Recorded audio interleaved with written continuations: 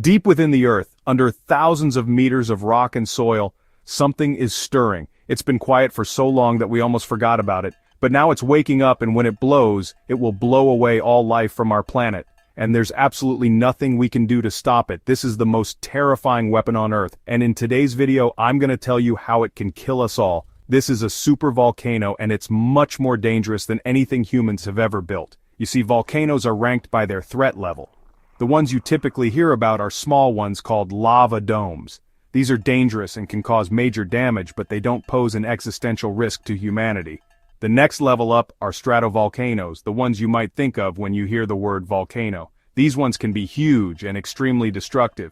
They also don't pose a serious threat to humanity at large. Then we get to the caldera. These are big, like really, really big, and they can definitely wipe out whole cities. But again, there are only a few of these on our planet, and they are not enough of a threat to wipe out humanity. That leaves us with one last option, the supervolcano. In order to qualify as a supervolcano, the magma chamber beneath it needs to be over 100 kilometers wide. That's 62 miles for people who haven't learned the metric system yet. To put that into context, this is 5 times larger than the largest volcano on Earth, and it gets even worse. While normal volcanoes have magma chambers, supervolcanoes have magma reservoirs. There's no real difference between them, but it's important to note that a reservoir suggests there's a lot more magma available to erupt. On top of that, while other volcanoes have an elliptical or a conical shape, supervolcanoes tend to form calderas. Calderas are formed by a magma chamber being drained during an eruption. When it empties, the roof of the chamber collapses and leaves behind a crater. Supervolcanoes are so big that their eruptions are ranked separately from other volcanoes. Instead of measuring their size in terms of height, they are measured by the Volcanic Explosivity Index, or the VEI. This scale was created specifically to rank supervolcanic eruptions. The worst rating on the VEI is 8. Eruptions of this level are called supercolossal. No, that isn't the name of an obscure death metal band. It really is what scientists call these events. A Type 8 eruption is capable of ejecting over 1,000 cubic kilometers of material. For some real-world context, the largest eruption in recorded human history was Mount Pinatubo in the Philippines in 1991. It had a VEI rating of 6. This means that it ejected about 5 cubic kilometers of ash and rock, 1,000 times less than a supercolossal event. Also, to give you an idea of just how insane a Type 8 eruption is, here's a comparison to the biggest nuclear weapon ever detonated. In 1961, the Soviets conducted a test called the RDS-37. It involved 2 bombs. One was placed inside a hollowed-out volcano, and the other was placed at its summit. Both bombs were then detonated simultaneously. The Tsar Bomba, as it was called, was 58 times more powerful than the bomb dropped on Hiroshima. It unleashed 58 megatons of explosive power. In total, 1,000 of these bombs would only equal the power of a Type 4 eruption.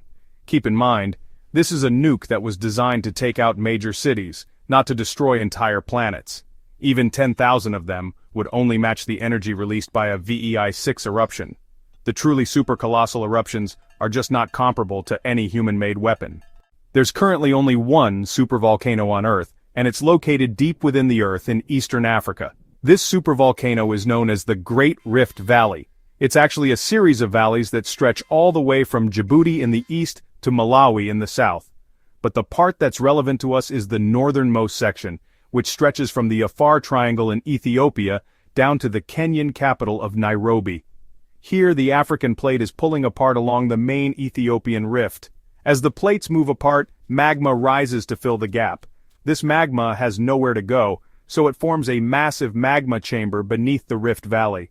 It's currently estimated to be around 50 kilometers wide, which is more than twice the size needed to classify as a supervolcano. It's also estimated to contain around 1 million cubic kilometers of magma.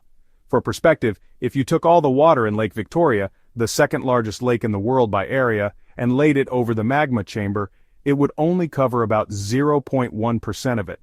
The magma itself is highly viscous, meaning it's thick and doesn't flow very easily. It's a mixture of magma and ash that has sat in the chamber for millions of years. During all that time, pressure has been steadily building up. Over the past 10 million years, there have been several smaller eruptions, but the pressure has never fully been released. Eventually, it will reach a critical point and the supervolcano will blow, It could happen tomorrow or it could happen in another million years. Nobody really knows. What we do know is that when it does go off, there won't be anything left of our civilization afterwards. There are three main reasons for this. The first is the heat. Supervolcanic eruptions are hot. The magma that fuels them reaches temperatures of between 1100 and 1300 degrees Celsius. That's around 2000 degrees Fahrenheit. If you walked into that, your body would melt and evaporate in less than a second. Anything that got too close to the surface would be destroyed in an instant. This includes infrastructure, forests, farmlands, homes, cars, basically anything that makes modern life possible. But what about the people? You can't kill everyone in an instant if they're spread out over a large enough area. Well, you'd be wrong. The second reason is ash. Hot ash. The magma that erupts from the supervolcano will shoot high into the atmosphere, leaving behind massive amounts of ash. At first, this ash will kill anyone who breathes it in, but the wind will quickly carry it all over the world. Some parts of the earth will receive more ash than others, but it will eventually rain down everywhere. You see, ash from volcanic eruptions is acidic. It mixes with water vapor in the atmosphere to form sulfuric acid. Once it rains down, it'll start to burn everything in sight. Within hours, entire forests will turn to ash. Farmlands will become barren, crops will wither and die. The ash will fall for months, and when it's done, the earth will look like a winter wasteland. Food shortages will cause mass starvation. Water will become undrinkable. Global temperatures will drop by several degrees and the world will enter a volcanic winter. At this point, any survivors will likely retreat to large cities where they'll huddle together in the hopes of getting through it. Unfortunately, they won't make it. The third reason is debris. The actual explosion itself will throw massive amounts of rock and dirt into the air.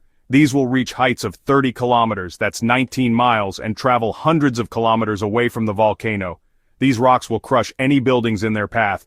Entire cities will be reduced to rubble. And that's before the earthquakes hit.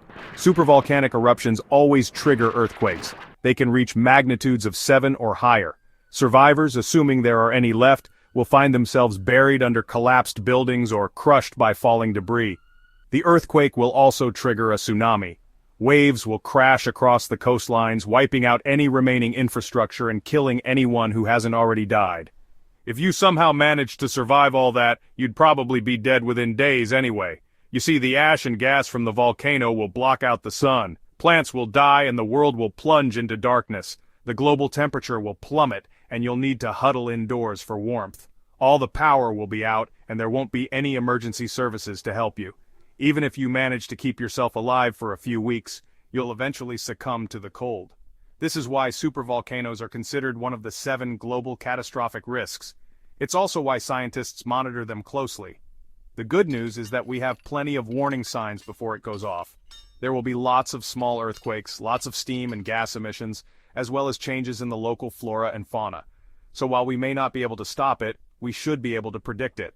That means that we could theoretically get everyone into bunkers and escape the worst of it. Of course, we wouldn't be able to rebuild society after that, but hey, at least it wouldn't be the end of the world.